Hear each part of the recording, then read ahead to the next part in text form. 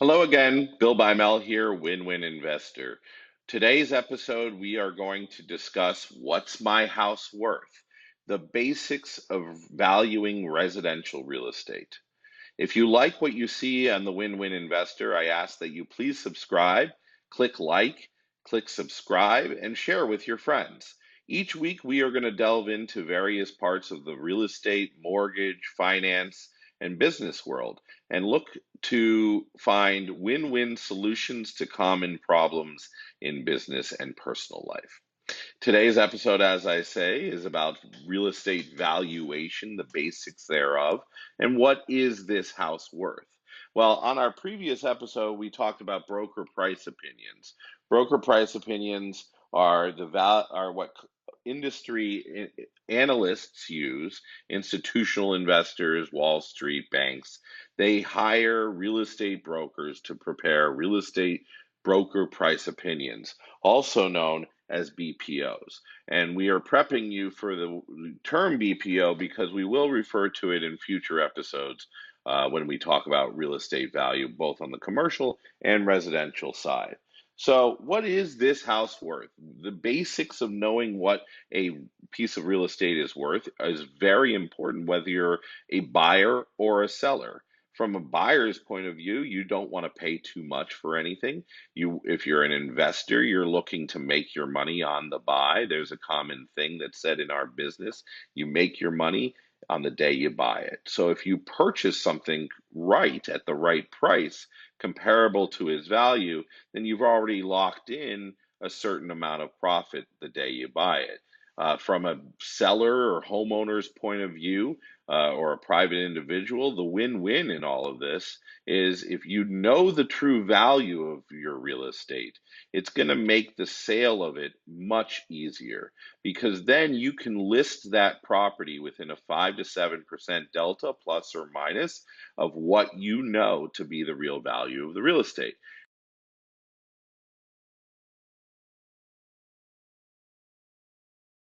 Percent above value in their list price. So it's very important to know what a piece of real estate is worth, whether you're a buyer or a seller. What is the value of anything? Well, in its strict dictionary term, the value of real estate is what a buyer is willing to pay for it. Pretty common saying, right? Makes a lot of sense. There are three appraisal methods that are common in residential real estate, and I use the acronym RICH, I guess you could say. Replacement cost method is a what it is very self-explanatory. You take the value of the land and you add what it would cost to replace the existing structure and its contents. And that was how you determine a replacement cost value in real estate. Unfortunately, due to the crisis of 2009, many pieces of real estate are selling below what they could be replaced for. And that depends on the city, the town, the state that you're living in. But the replacement cost method is not necessarily a practical method for valuing real estate these days, but it is one that is used by appraisers. Second is the income method of valuation. The income method of valuation is derived from an investor who is looking to buy a piece of real estate and lease it out for a return. If you know you're looking to get an 8 or a 9 or a 10% return on your investment, then you can backdoor into the value of a piece of real estate based upon what you know that real estate can rent for, whether it's a condo, a house, a ranch, a commercial piece of property. You look at what the market comps are for rentals in that area. You take out your expenses, you look at the net income, and then you divide that by whatever percentage return, whether it's 8, 9, 10, 12% return on your investment, and that should be what you see the value from an income method. But really what we're going to talk about here in the next 5 to 10 minutes is the comparable method, the comp method of real estate valuation. That is the most common method used today. The comparable method is the method we used in broker price opinions. The standard BPO will show the details of your subject property along with three comparable sold properties. That when I say comparable, we'll get into the definition of that in a minute. We'll put those three comparable sold properties, sometimes more. We'll put another three comparable listings active on the market, and you'll take the six of those comparables combined to come to what you find to be an average value of the real estate. Remember, shutters, blinds, new kitchen cabinets, new paint, a nicer grass. These are all extras that really don't go to the heart of where value is. Yes, this increases the marketability of your real estate when you go to sell it or you go to lease it. If you have a nice new kitchen or new appliances, obviously that adds to the marketability. But you do not get a direct one-to-one return on most of the investment you make in real estate. So we're going to talk about what are the key points to finding a comparable property. Knowing that you want to find 3 to 6 like properties that you can compare to your subject and derive a valuation within a 5 to 7% plus or minus delta. I use an acronym called PLAID when I look at finding the comparables that I want to use in my comparable methodology of valuation. PLAID is proximity, which is the distance of the comparable to our subject property. I'll take that a step further. I want to stay within a given subdivision if possible. So usually I'd like to stay within a quarter mile or a half a mile. If necessary, in suburban areas, you can go one, maybe a mile and a half out radius, but you really would prefer to find 3 to 6 comparables within the exact subdivision of your subject property, within a distance. If you're in a rural community, yes, you can go a few miles out, as long as the demographics of those other areas are similar to that of your subject. The L in PLAID is living area square footage. That is the amount of area that is under air conditioned or that is livable. So it doesn't include unfinished basements, doesn't include sheds, doesn't include garages. The living area square footage, you want to be within a few hundred square feet of your subject property. The stands for acreage, and that really is the lot size.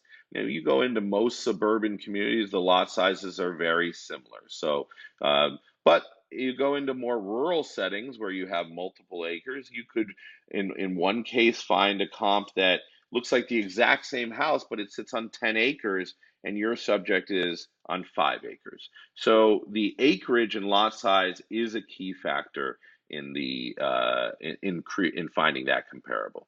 The Y stands for year built. What is the age of the property? Can it be a comparable if it was built in 2005, but your subject was built in 1975?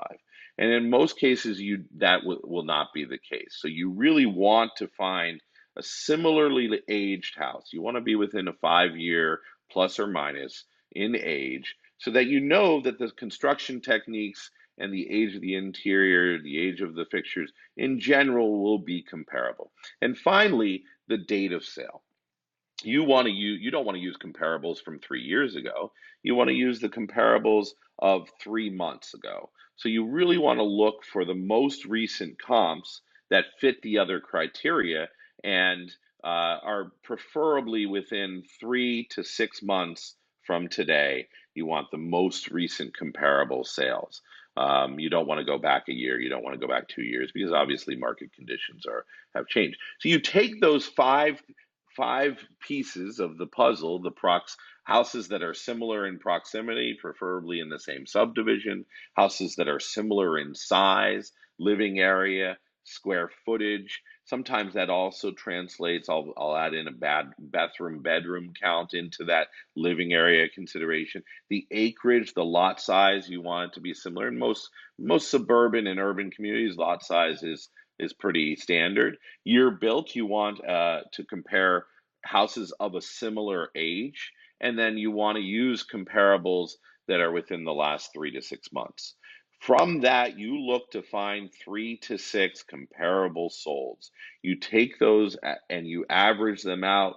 Now, maybe you can't find three. that meet the criteria of having all five with similar traits. And if that's the case, you can make adjustments, plus or minus. You can add, if you have maybe all the categories: proximity, acreage, year built, and a recent comp, but the comp is 400 square feet larger than your subject, then you'll subtract a certain valuation for that difference in size to make it a comparable property. So you can make adjustments to these factors, but in most cases, you're going to just rely upon these five factors: size of the lot, size of the house, proximity, same subdivision within a mile, preferably, same age within 5 to 10 years, and a most recent comp.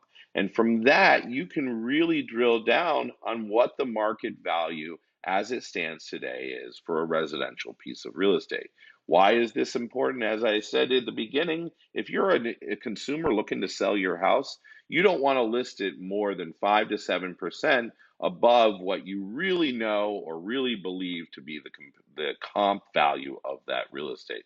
That way, you're left within a negotiating area where you're not going to dissuade buyers. And from an investor's point of view, you make your money the day you buy.